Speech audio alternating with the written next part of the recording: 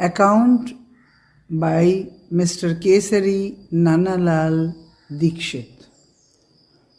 Published in the Golden Chain, May 2004, page 27. The title is Meeting Sri Aurobindo. It is in question-answer format. Question.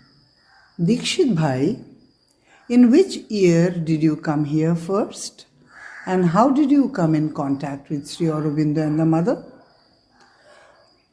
I came here in 1920. At that time, I saw Sri Aurobindo and the mother. Later, Dikshit Bhai added a written note to the answer. We met Sri Aurobindo in the upstairs veranda of the guest house. Sri Aurobindo came out from the western door of the room near the terrace. He came out at the given time to see us. He was dressed in a dhoti, part of which was used as a scarf to cover the upper body. We offered pranam at his feet. After pranam, he sat down on a chair. There was a table near the chair and he sat down facing south. I sat on his right, Poonam Chand in the front and Champaben on the left. After we were seated, he signed to me to ask what I wanted. I asked him 3 things. The first, I wanted to see the Divine Mother. He asked me, what do you do? I replied, I try to remember her. When I forget her, I try to remember her again. He said, the mother is above the head. Offer all your actions to her. The second thing I said was, I love knowledge. He told me, there are 2 ways of acquiring knowledge. One is by the laborious method of studying books. The result is poor and uncertain. The second is to open oneself to the higher consciousness and receive the knowledge from there. The third thing I said was that I love education. He spoke for some time on education.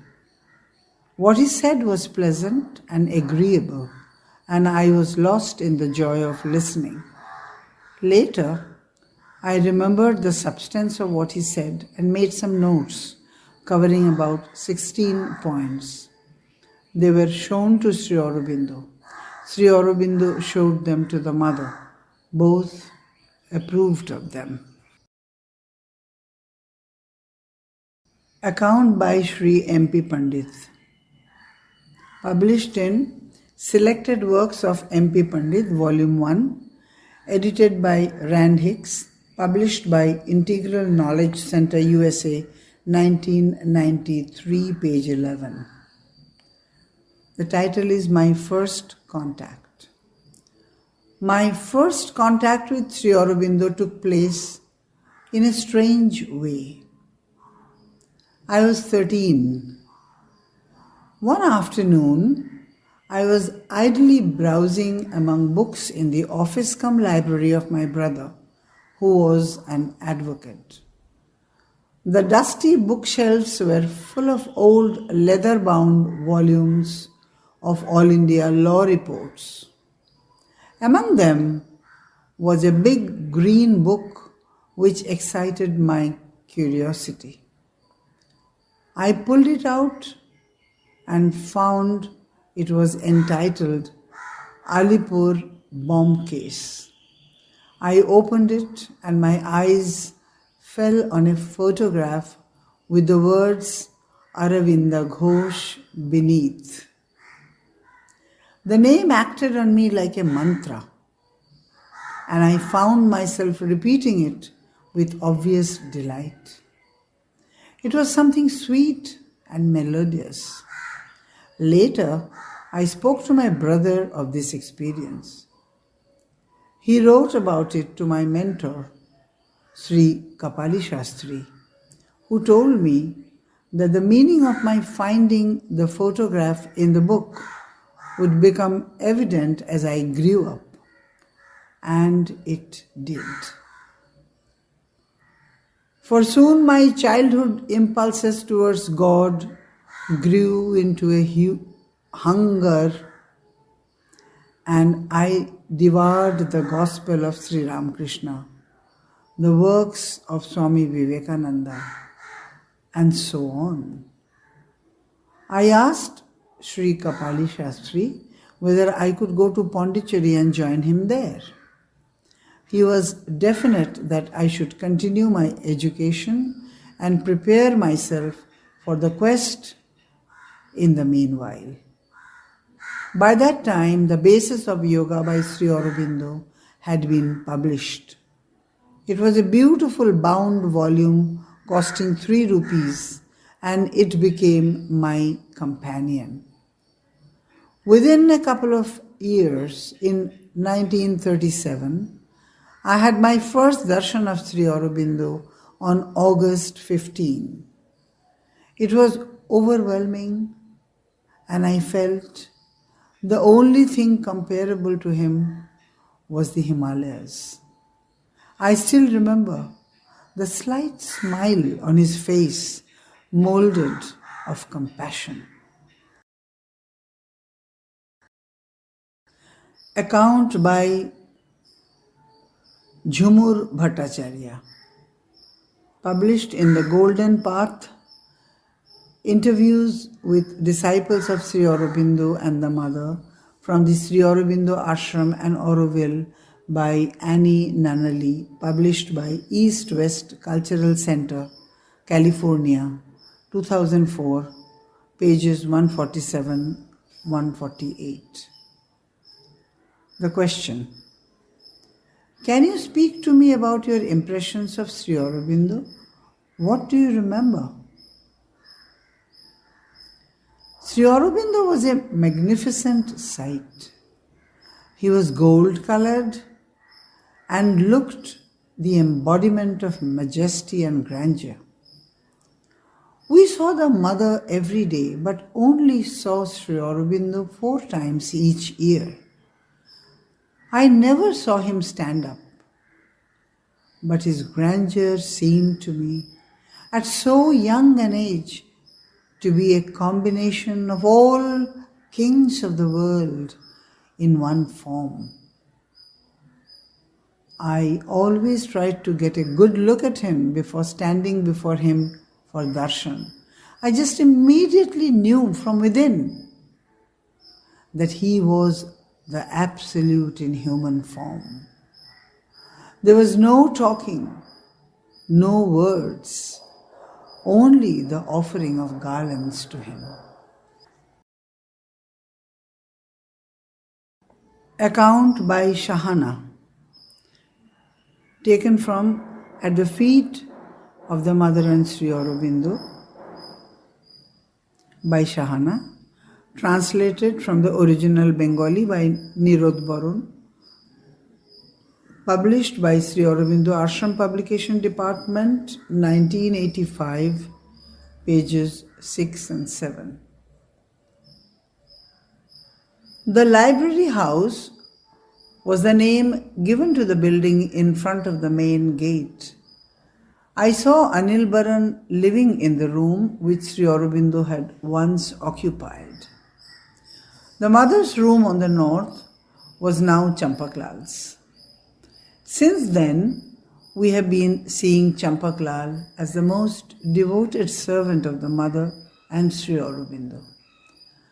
The library was set up on the ground floor, and in the adjacent room were kept newspapers spread on mats. It was named Reading Room and visited by the sadhaks in their leisure hours. The front courtyard had a kind of shed where the milkmen brought their cows to be milked after the udders had been washed with potassium permanganate. The sadhak supervisor of this work used to filter this frothy milk through a clean piece of cloth. One cannot but wonder at the meticulous cleanliness and tidiness observed here in everything.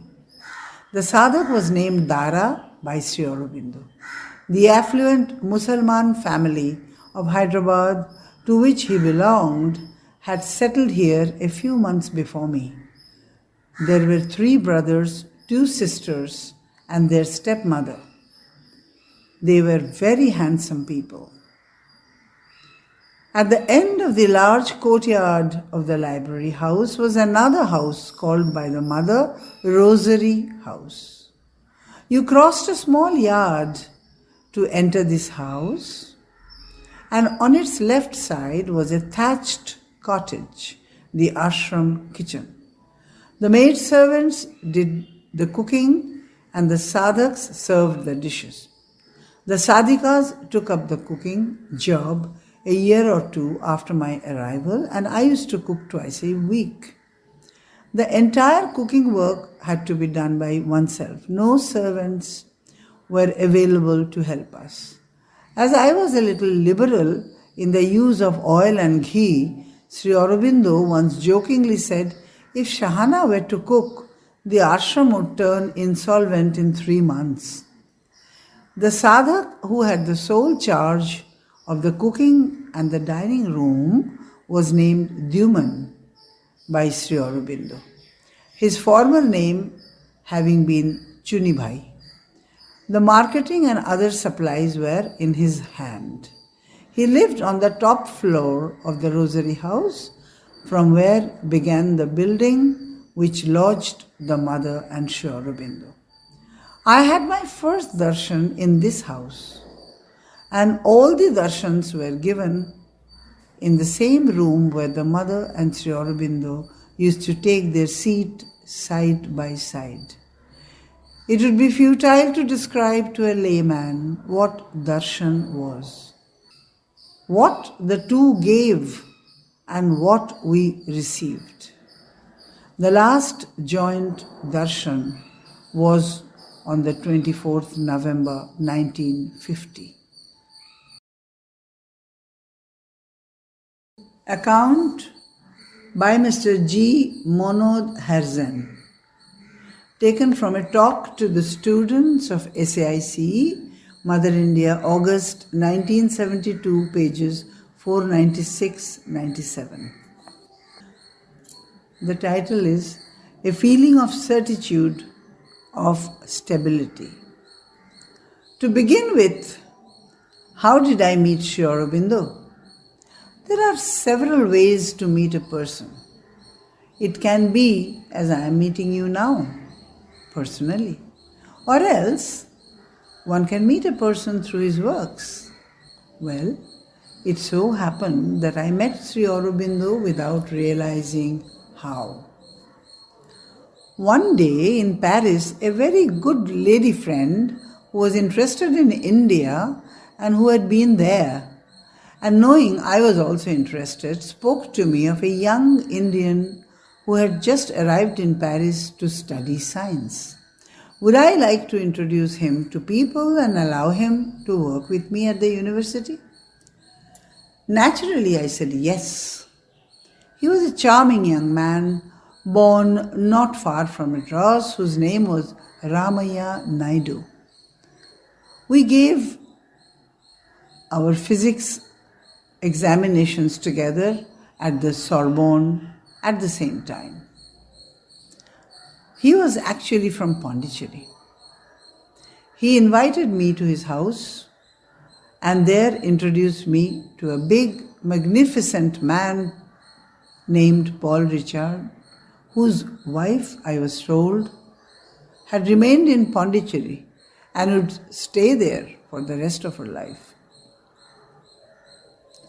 Though I was greatly surprised, I did not doubt for a second that this was the mother.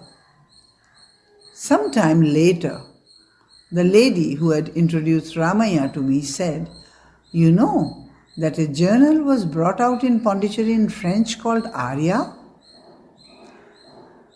Then she lent me all the numbers she had. I was fired with this literature, and not long ago I found the notes I had made while reading The Secret of the Veda. I never doubted what Sri Aurobindo was to be for me later. I had completely forgotten that reading, which was my first contact with him. Many years passed. The first time I came down, a lady whom many of you know, Suvrata, Madame Yvonne Robert Gable, said to us, "You know, there are two absolutely extraordinary people in our town, and I must introduce you to them." She took us to the Darshan of November 24, 1935. This was the first time I saw Sri Aurobindo and the mother. I see on this paper that the questioner would like to know what my first impression was. It is very difficult to say in a definitive manner what it was. When I saw Sri Aurobindo seated next to the mother, I had a feeling of certitude, of stability, an impression I had received often before on seeing a huge mountain. At the first glance, I had the surety that what I had so long searched for, the solution of my problems, was there. I did not know why. There was no logic in it, but it was an absolute certitude which has never since changed. At that time, I did not know any of his works. I began studying them from that period on, that is 1935-36. One used to see the mother pretty frequently then. I was very friendly with Pavitra, and in order to see him without bothering anyone, I used to go and have breakfast with him in the room he occupied above the atelier. Later, it became a big office. I had the opportunity of seeing the mother there, who often needed to see Pavitra. She had the look of a kind, gentle, affectionate grandmother. She would come in her dressing gown with her grey hair pulled back. It was extraordinarily comforting because one felt to what extent she was human, direct, and one could tell her anything, ask her anything.